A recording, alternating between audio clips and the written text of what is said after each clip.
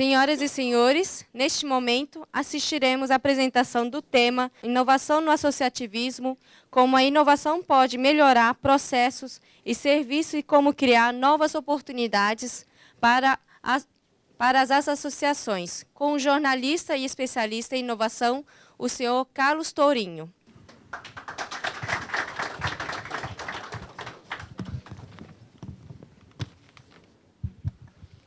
Obrigado a todos. Uma honra estar aqui hoje num encontro tão bem representado, né? Lideranças tradicionais da indústria, da economia e também as jovens lideranças, né? Que serão as tradicionais de amanhã. Agradeço especialmente ao Sérgio pelo convite, ter participado desse módulo. 3 módulos importantes nessa escola. Puxando a nossa sardinha aqui, eu acho que é o módulo mais abrangente. Agradeço também ao Marcos Guerra, presidente da federação, até mesmo para o Marcos, que acreditou muito no nosso projeto, esse livro que vai ser distribuído no final, vai ser sorteado aí no final. Tem um apoio aí, que o Marcos nos deu um apoio muito importante na época, em sua primeira gestão ainda.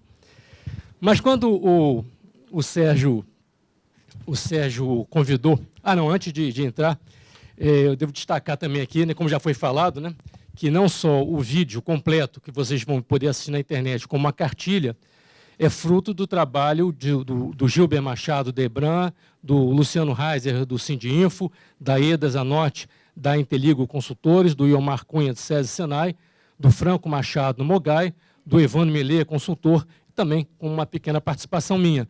Quando o Sérgio comentou comigo sobre a ideia da escola e esse módulo de inovação, eu fui logo imaginando, né? O que está acontecendo, né? Será que as associações não estão sabendo enxergar o mundo do jeito que o mundo está caminhando nessa velocidade toda? Quer dizer, alguma coisa está acontecendo. Um cara experiente como o Sérgio não ia ter essa ideia do nada, que vai dar uma trabalheira e tanto, né? É um trabalho que começa praticamente do zero, como ele falou, não tem uma literatura anterior, e isso vai ocupar tanto, ele deve estar com uma visão especial sobre isso. E aí, quando eu começo a ter essa visão, talvez fruto ainda da minha vivência de televisão, eu já começo a pensar em imagens, né? Já começo a pensar em imagens.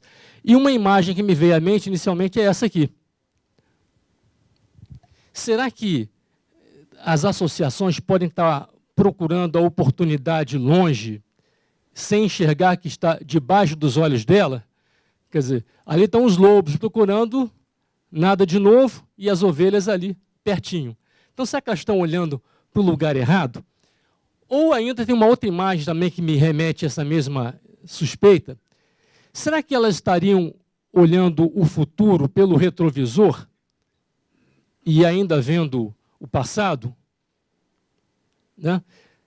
Será que as oportunidades estão sendo perdidas? Vocês, o que vocês acham? Tem associação perdendo oportunidades? O mundo dá oportunidades boas e eles não estão sabendo enxergar?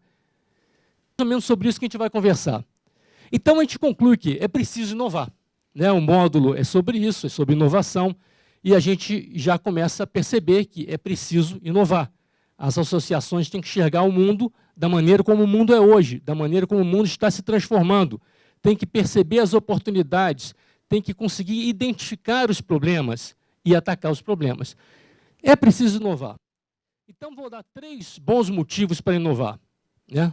Existem centenas, né? Mas vamos trabalhar com 3 bons motivos. Primeiro, quem inova torna-se um alvo móvel para a concorrência. O que é isso? Se você está paradinho, você leva a flechada bem no alvo ali. Se alguém resolve dar uma empurradinha no alvo, movimentar o alvo, as flechas não acertam. Então, sob o ponto de vista da economia, da empresa, a gente pode imaginar que quem inova está sempre mudando, sempre balançando, balançando no bom sentido, né? Sempre mudando a posição para não ser atingido pela concorrência. Isso é um bom motivo. Segundo motivo, a liderança pode ser temporária. E, mais uma vez, eu recorro a uma imagem que para mim significa muito é da Fórmula 1. Por que a liderança pode ser temporária? Porque os paradigmas da história do mundo mostram, né? Uma mudança de tecnologia muda a liderança, né? Quem estava na frente pode ficar para trás, né? Temos Muitos exemplos aí, né? Temos muitos exemplos. A Kodak, a indústria de relógios suíça, que dominava o mundo e não percebeu que o mundo estava caminhando para os relógios digitais, que inclusive tinham sido descobertos pela própria indústria de relógios suíça, mas que, na época, os relojoeiros não levaram a sério aquilo porque acharam que relógio bom tinha que ter mola, tinha que ter determinados aparatos que os relógios a quartzo não precisavam ter. E quartzo era um material abundante, que dava precisão, mas eles não enxergaram isso.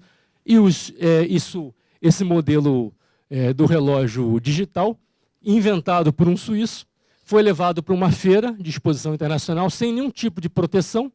E os japoneses da Seiko viram, e os americanos também viram, e o mundo mudou, né? A liderança da indústria suíça acabou. Então, a liderança pode ser temporária, por uma mudança de tecnologia, pode ser temporária, uma mudança da equipe, né? Aí você pode perder os seus melhores valores por algum motivo. Então, você tem que estar atento e tem que estar inovando para poder manter essa liderança. Então, não dá mais para deitar em cima do sucesso. E a terceira questão, que todo mundo sabe, ela é fundamental para a sobrevivência, né? O que seria da humanidade se não fosse a inovação, né? Se nós não tivéssemos aprendido a dominar as ferramentas, as armas, né? Nós teríamos sido atropelados. Então, é difícil inovar? Esse ponto, aparentemente, é uma coisa muito simples, mas essa imagem aqui, ela assusta muita gente. Muita gente acha que inovar é uma coisa do outro mundo, inovar é uma coisa complicada, inovar é uma coisa para grandes especialistas ou para quem tem um pós-doutorado numa área. Por que se pensa nisso? Primeiro, porque se imagina errado, né? A inovação ela não é só tecnologia, equipamentos, produtos, embora as empresas tecnológicas tenham absorvido melhor essa cultura, está no DNA delas. As empresas de tecnologia já trazem isso no DNA, então elas inovam naturalmente. Agora, a dificuldade é fazer outras empresas que não têm essa vocação em seu DNA absorverem esse princípio. Mas é fundamental que absorvam, né? É fundamental, porque inovação não é a tecnologia apenas, a tecnologia nesse sentido de equipamentos e máquinas. Também não é só nota fiscal. Muita gente, inclusive na FINDES, fala isso, né? Inovação é nota fiscal, mas não é só nota fiscal, né? Resultados financeiros. Embora no mundo dos negócios a inovação seja mais valorizada e incentivada, estimulada. E quando a tarefa é muito grande, complexa, você fala assim, vamos inovar, aquela coisa parece que não tem um limite, a gente tem uma espécie de paralisia, né? Isso é muito comum a gente ouvir esse tipo de relato também. Mas começar por onde? Todo mundo tem a experiência, você viaja, vai de repente numa loja, numa mega loja, e vai lá, quer comprar um tênis, aí tem 3.000 opções de modelo. Você paralisa, não é verdade? Você paralisa. Você olha aquilo, você não sei para onde começar, porque aí você começa a achar que você tem que saber tudo, você tem que escolher o melhor solado, o melhor cadastro, a melhor cor, o melhor couro, você fica paralisado. Agora, se você olha, né, você passar numa loja, tem um só na vitrine, ou dois, e você gostou, você entra e compra. Então, muitas vezes, a grandiosidade do projeto nos traz dificuldade em tomar uma decisão. Isso é humano, isso é da gente.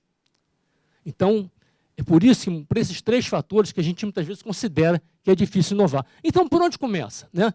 Então, como é difícil inovar, para muita gente, isso é uma coisa do outro mundo, apesar dessa palavrinha ter entrado na moda, né? Tudo se fala em inovação, inovação, inovação, mas na hora, falar inovação é fácil, mas na hora que você vai, vamos inovar, e se trava por causa dessas dificuldades, por achar que não é com você, é com os outros, que não é para a sua empresa, para as outras, que associação, como é que pode inovar em associação, né? Então, a gente pode pensar assim, um pequeno roteiro. Primeiro, identificar problemas. Isso a gente fala muito no vídeo, né, que vocês vão poder assistir depois. Identificar um problema. Uma das razões da inovação é resolver problemas. Simples, né? A gente olhando por esse lado já começa a não ficar tão complicado. Um dos motivos de se inovar é resolver problema. Eu tenho um problema específico, e preciso de uma solução para esse problema, uma solução nova. Eu preciso buscar uma solução para esse problema e vou encontrar as ferramentas necessárias para inovar e descobrir formas diferentes de fazer aquilo que vem sendo feito daquela forma. Eu posso encontrar maneiras mais econômicas, mais rápidas, mais lucrativas, mais interessantes, mais empolgantes, que estimule mais as pessoas, que motive mais a minha equipe, enfim. Eu posso dividir a responsabilidade pela solução do problema, e quando a gente fala dividir a responsabilidade, a gente começa a pensar em associação também, que é um dos princípios. Eu posso perceber as oportunidades, né? Lembrando de novo daquela imagem dos lobos lá com as ovelhas, que não estão percebendo a oportunidade ali ao pé deles. Muitas vezes a oportunidade está perto, né? A oportunidade muitas vezes não é uma coisa fantástica, uma coisa absolutamente inalcançável. A oportunidade está por perto, só que você muitas vezes não percebe isso. Você está tão amarrado naquele modelo, naquele paradigma, que você não consegue pensar. Então tem aquela velha imagem de que você tem que pensar fora do quadrado, né? Isso aí, isso é a verdade pura, né? Uma das primeiras frases interessantes que surgiram sobre o estudo da inovação é que quando a gente começa a imaginar que a gente pensa dentro de um quadrado. Isso é absolutamente verdadeiro, porque o quadrado é o paradigma, né? A gente pensa dentro de paradigmas que a gente foi ensinado a pensar, né? No mundo ocidental temos um paradigma, no mundo oriental temos outro paradigma. No mundo ocidental e no mundo oriental temos muitos outros paradigmas dentro das funções, das profissões, do modo de agir de cada um, de cada empresa, de sua tradição. Então, nós temos que pensar não só fora da caixa, como até esquecer que existe caixa, né? Hoje não dá nem mais pensar que existe caixa. Então, temos que identificar problemas e perceber oportunidades fora dos paradigmas que nós estamos habituados a pensar. E buscar soluções para isso, né? É nessa hora que a gente vai começar a trabalhar a solução para o problema ou identificar aquelas oportunidades que a gente não conseguia identificar. Com isso, a gente vai o quê? Vai criando a cultura da inovação. Esse que é o aspecto mais importante, né? A inovação ela não pode ser uma coisa pontual. Eu preciso inovar numa coisa, criar um aplicativo, né? Que a coisa está na moda hoje, a gente estava conversando aqui agora há pouco, os aplicativos estão surgindo de maneira avassaladora, isso é excelente, de modo geral, facilita muito a nossa vida, mas nós temos que entender que isso é apenas uma ferramenta. O mais importante não são as ferramentas, o mais importante é a cultura que nos permite criar ferramentas, né? Quem está criando os aplicativos, essa turma, principalmente mais jovem, é que eles têm essa cultura da inovação.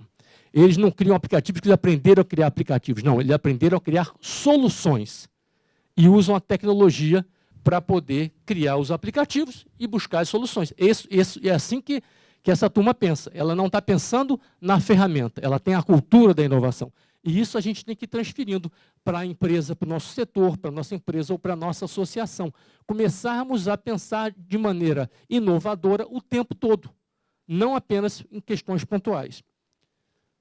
Entender que a inovação não se decreta, né? Parece uma contradição, ponto e outro não é. Não adianta você chegar, o líder vai lá, faz um curso de inovação e chega na empresa no dia seguinte e fala assim, olha, a partir de hoje todo mundo aqui é inovador, né? Todo mundo é inovador e quem não inovar está fora. Já começou tudo errado, né? Não se decreta inovação. Inovação vai se criando um ambiente propício à inovação, um ambiente que estimule a inovação, um ambiente que mostre de que maneira a inovação pode melhorar a vida de todos. E uma das questões fundamentais na hora de se entender que inovação não se decreta e criar a cultura de inovação é tolerar o erro, né? A tolerância ao erro é fundamental. Tem gente que morre de medo dessa frase, achar que, se eu vou tolerar o erro, que a partir de amanhã todo mundo vai ficar fazendo bobagem aqui. Não. O erro é condição fundamental para o acerto, né? Dizem que os inventores, né, que estão na base da inovação, são os maiores, detêm os maiores fracassos da história. Porque para cada ideia boa que surge, tem centenas de ideias ruins, que não progridem. Mas justamente pela tolerância ao erro é que eles chegam lá. Existem na literatura, vários exemplos. O post-it da 3M é um dos mais conhecidos, né? Todo mundo conhece essa história, aquele bilhetinho, né? Aquele amarelinho que a gente cola, que a cola e descola, era uma cola feita para um produto siderúrgico, que deveria ser uma cola de alta resistência, saiu errado, não atendeu à expectativa, e isso não foi motivo de nenhum tipo de crise ou de problema, né, no departamento. Eles entendem a cultura da inovação dessa empresa, que é uma das mais inovadoras do mundo, era de que o que não serve hoje pode servir amanhã, né? E, resumidamente, um dia alguém precisou de uma cola que colasse e descolasse, e o post-it hoje é um dos produtos mais lucrativos da 3M, né? Então, nasceu de um erro. E quantas outras histórias a gente sabe de remédios que são feitos por uma coisa e acabam fazendo sucesso em outra, né? Então, o erro ele permite que a pessoa tente, né? Permite que se experimente, permite que se troque ideias, permite que, se não chegou à solução agora, mas você deu um passo, né? Então, uma empresa que tem tolerância ao erro é uma empresa que já começa a cultivar a cultura da inovação, né? Vamos errar, porque errando a gente vai caminhando para o acerto. Então, vamos lá. A boa notícia é que inovação e associativismo, associações, elas têm vários pontos em comum, né? Não estamos começando do ponto zero, não estamos começando do nada, viu, Sérgio? Quer dizer, quando você vai levar para as associações toda essa discussão, não está começando do nada, não. Por quê? O que a associação quer? Na origem dela, buscar, organizar e atingir objetivos comuns. Exemplo, compras e benefícios coletivos, legislações, né? Alterar ou criar novas legislações de benefícios da categoria e uma série de questões. O que a inovação fala sobre isso? Nós vivemos na economia do compartilhamento, né? Os carros, os imóveis, os bens culturais, como os livros, música, os projetos, crowdfunding, né? Então, a inovação ela já pressupõe essa distribuição, né? Que está no DNA da associação. A formação de redes e parcerias, está aqui, né? As associações, as federações, isso também está na origem da história do associativismo. E na inovação? A inovação fala em conectividade e compartilhamento em rede. Não é a mesma coisa? Não são coisas que falam, não é a mesma língua que nós estamos falando? Enfim, a associação pensa no coletivo. E a inovação, sabe-se que não se inova sozinho, é um dos princípios da inovação. Dificilmente você vai ter alguma grande ideia que nasceu e terminou sozinha no mundo da inovação. Então, temos aí 3 aspectos que mostram que, quando a gente fala, quando o Sérgio fala assim, vamos começar a discutir inovação nas associações, de certa maneira, a gente tem que perceber que isso está lá, né? Está lá, só tem que jogar uma luz, iluminar, acender, estimular, mas está lá na origem do associativismo. Mas tem diferenças também. E aí, nessas diferenças, é que a gente vai precisar trabalhar, né? As associações, de modo geral, são instituições conservadoras. Elas nasceram na era das instituições com hierarquias e regras estabelecidas e pouco maleáveis. Essa é a realidade, né? Essa é a realidade das associações. Por isso, até que outros módulos estão discutindo questões que têm relação com isso. A inovação, ela nasce num ambiente liberal. Ela cresce na era digital do cidadão engajado e ativo, onde as pessoas podem participar, as pessoas devem participar, são chamadas, são estimuladas. As associações, elas têm concentração no nível decisório, né? Na inovação, as decisões são colegiadas. Como a gente falou, não se inova sozinho, não se toma decisões sozinho.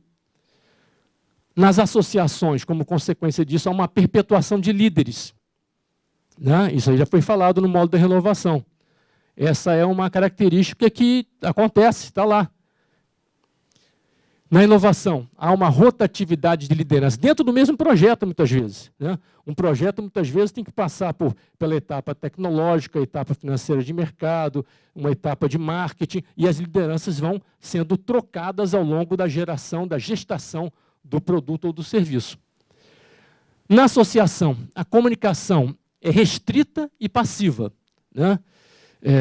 Eu tinha até comentado um tempo atrás, passei um período frequentando o Hospital Santa Rita por um problema de saúde de família, e é uma grande associação aqui do nosso estado, e apesar de eu ter passado um bom tempo lá, em momento algum, eu fui contactado, fui convidado a me envolver de alguma maneira com a associação, fui comunicado de que associação é aquela.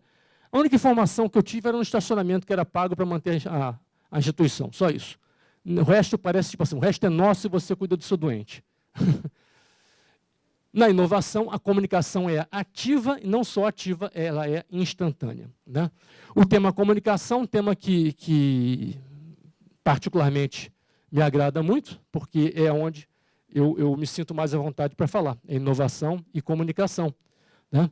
E aí eu vou falar da comunicação da inovação. Né? A gente tem essa imagem muito doida, né? Essa imagem muito doida que é uma imagem do mundo atual. Né? Está aqui, ó. Está aqui. Isso aqui é o nosso mundo, que nós estamos aqui no meio vivendo isso aqui. Inovação, nós vimos, é criação. Né? Então, lá os inventores, na base do projeto da inovação, eles criam. Mas a inovação também é ação. Né? E, ao mesmo tempo, eu vou fazendo uma divulgação do meu livro aqui, Inovação é Ação. Porque criação sem ação vira invenção dentro da gaveta. E inovação é comunicação. E o que a gente precisa para comunicar a inovação? Precisa comunicar adequadamente ideias, produtos, serviços e ensinamentos, quando a gente fala de compartilhar as informações. Por fim, uma associação inovadora, ela está apta para quê? Se nós começarmos a praticar, utilizar as ferramentas, botar para frente os projetos, investigar os problemas, enxergar as oportunidades, nós teremos uma associação inovadora apta para buscar novas formas de comunicação com os associados, a governança e o público, os stakeholders, de modo geral. Então, a gente precisa entender que a comunicação, assim como se fala muito na tecnologia, né, a comunicação ela tem que estar muito presente no processo da inovação. O que seria da Apple se não fosse a comunicação? O mais genial da Apple não foi criar o iPhone. Né? Isso, outros smartphones também funcionam perfeitamente, muito bem, são excelentes. A comunicação, principalmente a comunicação que o Jobs praticou, é que fez da Apple o que ela foi, né? Daquele salto que ela deu no momento que ela estava praticamente quebrando. Então, a comunicação, ela pressupõe encontrar as novas formas de se comunicar com associados, no caso das associações, a governança e com o público. Então, precisamos o quê? Precisamos ver as associações conversando com a sociedade. Eu acho que essa é uma lição fundamental, viu, Sérgio? Eu acho que as associações precisam conversar com a sociedade, não apenas com seus associados. Né? Quando muito, que nem sempre acontece também. Então, eles precisam aprender a conversar. E hoje, a coisa mais fácil do mundo é aprender a conversar. Né? Com todas as redes sociais, todos os instrumentos tecnológicos nós temos à disposição para poder facilitar essa conversa. Né? Passou o tempo daqueles boletinzinhos impressos, distribuídos uma vez ou outra na vida. Hoje, essa comunicação é ativa e é instantânea. Criar oportunidade de engajamento na busca de novas ideias e práticas. Quantas pessoas não estariam aptas a participar de alguma maneira, colocar seus conhecimentos à disposição, se engajar naquela ideia, naquela prática, na gestação de novas ideias? Uma associação inovadora, ela se capacita para isso. Provocar maior envolvimento dos associados. Né? Falamos da sociedade em geral, mas dos associados. Os associados têm que estar envolvidos. Ser transparente com seus stakeholders. É o que eu vinha falando, as associações elas não têm transparência. É tipo assim, a gestão, geralmente a gestão é nossa e vocês ficam no clube. Vocês vão para o clube e nós cuidamos da administração. Não. A associação ela é feita por todos. A associação ela tem que usar o bem comum para o bem comum discutido pelos comuns. Né? Ela tem que ter transparência na sua gestão e nos seus métodos. E, para isso, isso não chega a ser uma inovação, mas uma empresa, uma associação que tem essa cultura da inovação, enxerga isso com muito mais tranquilidade que as associações tradicionais. E maior eficiência nos serviços e redução de custos, porque aí vão vir as tecnologias diferenciadas que permitirão reduzir custos, isso aí já está disponível, né? E a possibilidade até de que novos serviços sejam geridos, desde que essa discussão seja aberta, seja compartilhada num processo até de financiamento coletivo, como crowdfunding, por exemplo, que é uma coisa que a gente não vê ainda as associações envolvidas, é uma ferramenta sensacional, né? Uma ferramenta, principalmente para as causas nobres, é uma ferramenta com muita aceitação popular, né? As pessoas pouco conhecem ainda como é que funciona o crowdfunding, mas é um bom exemplo de um instrumento que pode ser usado pelas associações com toda tranquilidade e com certeza de sucesso. Com certeza de sucesso. Uma comunicação adequada contribui para difundir uma cultura inovadora, permite disseminar as conquistas da inovação e generalizar seu uso, porque uma inovação só é inovação se o seu uso for disseminado, né? E o uso será disseminado se nós tivermos uma comunicação que permita e que estimule isso. Mais uma vez, eu gosto de lembrar do exemplo da Apple. Contribuir para ensinar as pessoas a criar, a executar e a comunicar. A melhor informação é aquela que é compartilhada, né? O ensinamento, o conhecimento, quando ele fica só para a gente, ele se perde. No momento ele acaba. Quando a gente compartilha com o mundo, esse conhecimento cresce. As pessoas valorizam. Hoje, vocês devem perceber e receber pela internet, é claro que tem um modelo de negócio por trás disso. Quantos especialistas nos mais diversos assuntos, desde como montar uma empresa até ensinar a orar, estão oferecendo lá e-books gratuitos. Baixe o e-book. É claro que depois, nessa linha sucessória dos produtos gratuitos, virá uma oportunidade de monetizar isso. É um curso pago, algum para quem quiser avançar. Mas para quem não quiser, eu estava vendo, tem um lá que trabalha com o ensino de línguas. E ele já baixou praticamente uma enciclopédia gratuita. Então, quem não quiser fazer o curso completo depois, com um atendimento personalizado que ele oferece, só as informações gratuitas que ele está compartilhando já são uma grande ajuda para a comunidade, para a sociedade, né? Então, as pessoas estão enxergando isso, que o conhecimento não é para ficar guardado com a gente, o conhecimento deve ser distribuído. E a comunicação, ela é um elemento fundamental em todos os setores, em todas as áreas, para você contribuir para ensinar as pessoas a criar e a executar. E isso, quando você trabalha essa ideia dentro de uma associação, por exemplo, você não tem apenas os membros, né, da diretoria tomando as decisões e sabendo fazer. Você vai tendo todas as pessoas capacitadas, né, a poder contribuir, a poder apresentar soluções, ideias e ganhos para aquela associação. E também aproxima as pessoas, estejam estas em uma sociedade, uma empresa ou uma associação. Eu acho que, pensando nisso aí, que o Sérgio colocou um dos módulos, a questão da sede, né, Sérgio? Porque a sede, de certa maneira, uma sede social, ela é uma comunicação, é uma forma de comunicar. Um dos primeiros pensadores do estudo de comunicação, Marshall McLuhan, ele falava que o principal meio de transporte, o principal meio de comunicação criado, grande meio de comunicação, foi a ferrovia. Porque a ferrovia levava informação. Foi o principal meio de comunicação de massa. A ferrovia levava informação, levava as pessoas e levava o conhecimento. Então, fazendo uma analogia, uma sede também é um meio de comunicação. É um local onde as pessoas se encontram, discutem, né, buscam soluções, se divertem. Né. Quando a gente fala desses lugares, né, em comum, que permitem esse encontro das pessoas, a formação da opinião pública, né? A opinião pública nasce na Ágora Grega. A Ágora Grega era a praça, né, onde as pessoas se concentravam para poder apresentar as suas ideias, falar sobre a nova peça de teatro que estava disponível, ler seus poemas, falar de política grega, né? A Grécia é o berço da democracia, falar de política. Então, na Ágora Grega, as pessoas formavam a opinião pública, né? No século XVIII, isso aí foi o quê? Na Europa, só em Londres existiam mais de 3.000 cafés. Por quê? Porque, de certa maneira, a Ágora Grega se transportou para aqueles ambientes. Eram os cafés e os salões de chá parisiense. Os cafés em Londres, os salões parisienses e os salões das igrejas também eram as novas ágoras, os novos locais onde as pessoas se reuniam. Depois, com a Revolução Industrial, o crescimento das cidades, já não era possível formar opinião pública em pequenos espaços. Daí vieram os meios de comunicação de massa cumprindo esse papel, inicialmente para transportar a informação e, mais tarde, até para que eles fossem os próprios agentes da informação, eles fossem os próprios palcos da inovação. Então, quer dizer, o espaço ele é um fomentador da comunicação e deve ser visto também como um elemento de inovação.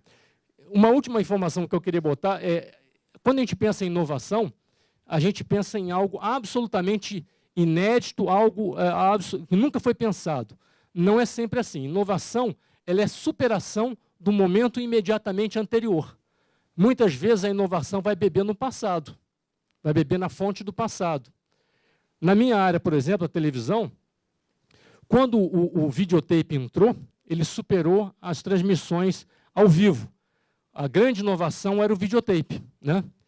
E hoje nós temos uma nova valorização das entradas ao vivo, superando aquilo que é gravado. Quer dizer, o vivo hoje não é o mais novo, né?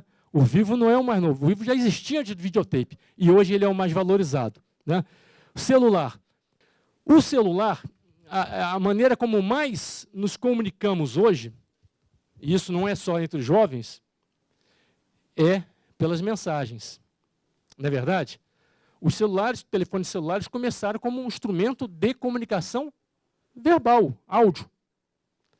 Mas hoje a gente usa como mensagem. Você imagina se o telefone celular tivesse trazido como primeira e única alternativa a mensagens de texto, né? As pessoas se comunicavam por texto e, para poder transmitir emoções nesse suposto mundo, nós teríamos que fazer RS, KKK, Hehehe, ou botar emoticons para dizer o que nós estávamos querendo dizer. Porque você sabe que se não botar isso, as pessoas confundem. Às vezes você faz uma gracinha, a pessoa fica brava, achou que era sério, não é isso? Não tem mais uma confusão assim? Então você tem que botar isso. Então imagina que nesse mundo criaram um aparelho chamado celular e esse celular se comunicava por texto. E as pessoas tinham que simular as emoções para dizer como estavam se sentindo naquele momento. Até que um grande inovador foi lá e conseguiu fazer com que o celular transmitisse voz. Olha só, hein? Transmitisse voz. Eu não precisaria, a partir daí, mais mostrar qual era a minha emoção, porque a minha voz já demonstraria a minha emoção. A minha voz já diria se isso era uma piada ou se eu estava falando sério, se eu estava chorando, se eu estava sorrindo, se eu estava sério, se eu estava para brincadeira, se eu não estava brincadeira. Então, o grande avanço, a grande inovação era a voz. No entanto, não é a voz hoje o que mais ocupa o tempo de quem usa o celular. Então, a inovação não é necessariamente o melhor, é o mais novo, né? E muitas vezes a gente vai buscar no passado soluções. Eu tenho um último slide aqui para mostrar para vocês. É uma frase que eu gosto muito, do educador Salman Khan. O normal é aquilo que você está acostumado. Que as pessoas falam, vamos do jeito que a gente sempre fez, porque aquilo está normal. O normal é o que a gente está acostumado, nem sempre é o melhor, né? Em outras palavras, a gente pode também falar dessa maneira. É chato o normal. Gente, é isso aí, a gente pode conversar um pouco mais sobre isso aí. Obrigado. Meu nome é Vitor, estou como presidente lá do Sindes Jovem, uma entidade jovem também. Agradecemos o convite desde já, doutor Sérgio, por essa parceria aqui. A gente percebe que não só nas entidades jovens, associativistas, muitas das vezes, durante as nossas gestões, a gente encontra um pouco de dificuldade, e eu percebo que não é só nas cidades jovens, mas nas cidades sêniores também, dificuldade, inclusive, de manter, às vezes, a parte motivacional do voluntário, principalmente que as pessoas têm pouco tempo de voluntariado associativista, e eles percebem que, às vezes, esse retorno, que muito embora seja um trabalho voluntário, o retorno que é o resultado pelo crescimento pessoal, o engajamento no desenvolvimento da sociedade, ou da atividade empresarial, enfim, de qual for o objeto daquela entidade. Esse retorno, às vezes, não é curto prazo. Geralmente, esse retorno se dá a médio, um pouco mais para longo prazo. E eu percebo que talvez a inovação pudesse contribuir de uma forma a revolucionar um pouco mais a forma de gestão das entidades em geral. Isso eu não falo só do Cine Jovem, eu vivencio diversas entidades parecidas com a nossa, entidades sêniores também.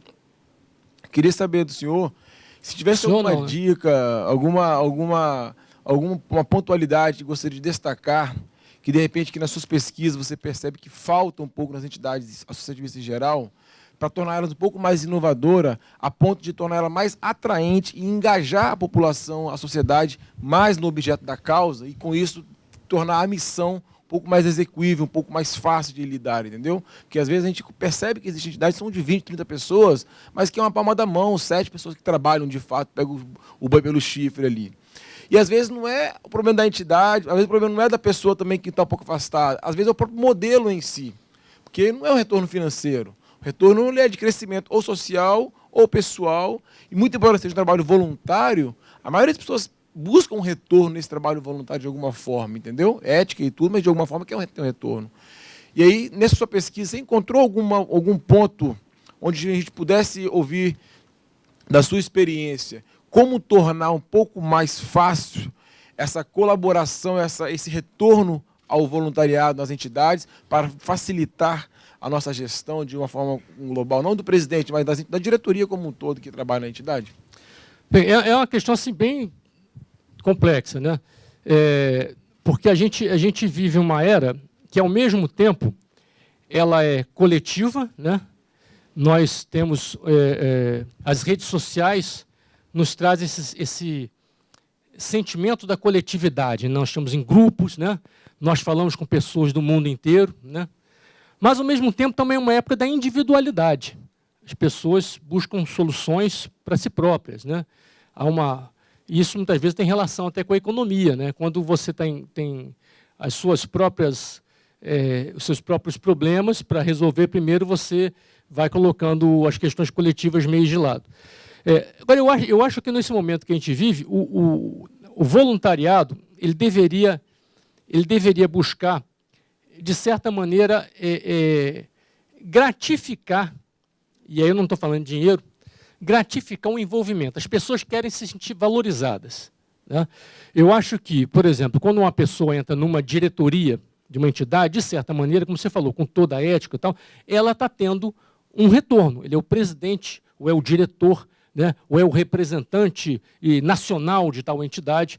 A gente vê muito isso, né? As pessoas entram, às vezes até criam entidades para que essas entidades, de certa maneira, lhe deem uma representatividade.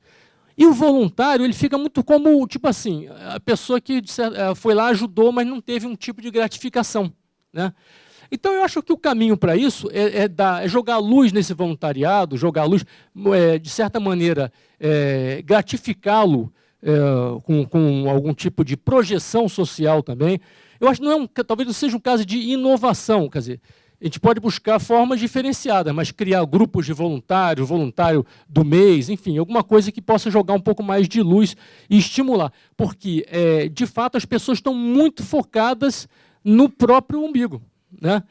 Sobra pouco espaço para pensar em questões coletivas, né? Agora, o que tem que ser colocado é a questão coletiva tem que ganhar prestígio na sociedade. Quando a questão coletiva ganha prestígio na sociedade, e a gente está vivendo uma época de tantos distúrbios políticos que talvez fosse ter um momento interessante para isso. Muitas vezes do caos nasce o novo, né? Quando a coletividade passa a ser o mais importante, o mais valorizado, as pessoas buscam, as pessoas se envolvem, né? Se a coletividade passa a ser um assunto menor, ninguém quer se envolver, né? O condomínio do prédio é um assunto menor ou é um assunto maior? Se você enxerga como um assunto menor, você não vai à reunião. Se você enxerga aquilo ali como um assunto importante, onde está o seu patrimônio, onde a sua família vive, onde tem a qualidade de vida das pessoas que estão ao seu redor, você vai se envolver, vai se sentir motivado para isso. Talvez seja a maneira a maneira de se convocar, a maneira de se estimular. Isso tem que ser estudado. Eu acho que eu não tenho uma resposta pronta aqui, mas eu acho que tem que ser estudado uma forma de fazer com que aquela participação não seja apenas um detalhe na estrutura, não seja apenas uma coisa pequena, seja jogado para cima, né? Você colocar a questão coletiva como uma questão que enobrece, né? Uma questão que está, em outras épocas da humanidade, a gente viu isso, né? O mais importante era a família, era a instituição igreja, né? Quando no início, né, os partidos políticos tinham essa ideia, você pertencia a tal partido, você pertencia a tal família, você pertencia à igreja tal. O seu sobrenome era a instituição que você estava ligado. Hoje nós estamos muito mais focados na questão individual. No máximo, o sobrenome é a função que você tem na empresa onde você trabalha. Então, eu acho que tem que valorizar esse voluntariado. O exercício seria de que maneiras nós podemos chamar as pessoas, mas dar um retorno para essas pessoas, uma espécie de gamificação, né? Usando o termo. De que maneira a gente pode dar esse retorno para que as pessoas sejam projetadas socialmente, né, pelo trabalho que elas fizeram pela associação, né? Recebemos aqui um certificado, ó. Isso é uma maneira, né?